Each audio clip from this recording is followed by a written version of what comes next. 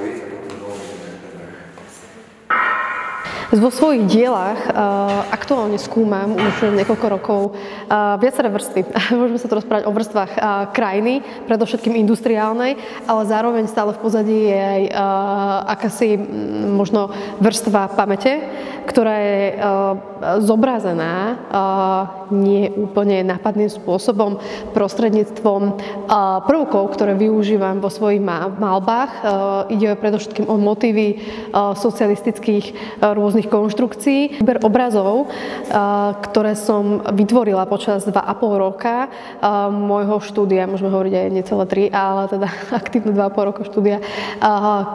A skutočne som pracovala predovšetkým na také nejakej spoločnej vizualite prostredníctvom média hrdze, ktoré je v mojej tvorbe zastúpené už niekoľko rokov a ktoré je zároveň aj takým nejakým silným nosičom práve že aj pamäte alebo respektíve vrstvy pamäti na mojich obrazoch, ale taktiež môžete vidieť na mojich najnovších malbách mierny odklon práve že od tejto korózie, ale každopádne pracujem viac aj s kresbou, priznávam tú kresebnosť, čo s uhlíkom, expresívnosť, ale taktiež aj farba je v mojich obrazoch teraz viac zastúpená, ako bola kedysi, či už v rôznych plochách, alebo aj v lineárnych prvkoch v mojej malbe. Tá malba nie je typická.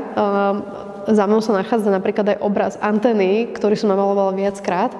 Presne toto istý pohľad a je trošku iný. Ja som veľmi rada, že tu je na tejto výstave, pretože som ho namalovala novým spôsobom, korozívnym, kedy v podstate môžete na ňom vidieť aj skutočne zreteľné a priznané čiastočky a mnou dané, teda predovšetkým čiastočky soli. Takže ten obraz je mierne iný. Je to skutočne, nemám rada ten výraz, ale je to experiment v tomto prípade a zároveň tá hrdza je veľmi taká sugestívna. Pracujem predovšetkým s inštaláciou obrazov mimo steny. Ide o možno neklasickejší závesný systém, na aký je návštevník galérie zvyknutý. Takže v mojom prípade sa rozprávame o lešeniach, ktoré v podstate úzko kooperujú s malbami, na ktorých sa nachádzajú architektonické časti alebo prípadne mobiliáre vo verejnom priestore. Ako som už spomínala, napríklad časti rôznych plotov, ampliónov, ale aj ihrísk a podobne.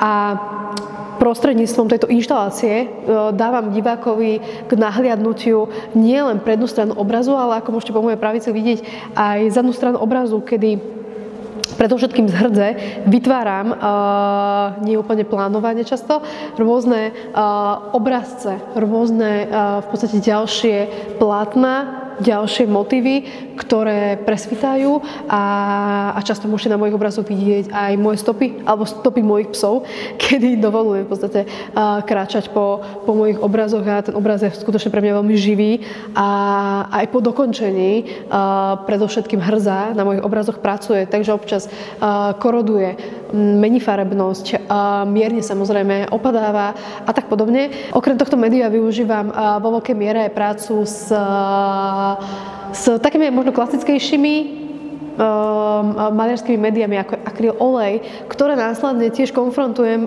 s rôznymi inými maliarskými, ale aj nemaliarskými spôsobmi, ako napríklad koláž a dekoláž následná teda, ale taktiež aj pracujem s frotážou, čo je v podstate odtlačok povrchu. Námety nachádzam na rôznych miestach, či už teda aj v centre mesta, ale predovšetkým na periférii, na miestach, ktoré sú skôr zničené, deštruované, či už časom alebo aj ľudskou rukou. A tento prvok v mojej tvorbe je už teda dlhé roky a je zásadný. Frotujem často poklopy, často frotujem rôzne podlahy, či už verejné, ale taktiež aj niektoré súkromné časti, kedy dostávam na toto povolenie. A veľmi sa z toho teším a ďakujem vždy, že mám niečo takéto k dispozícii a snažím sa vytvoriť čo najviac frotáží, aby som ich mohla následne použiť do obrazov.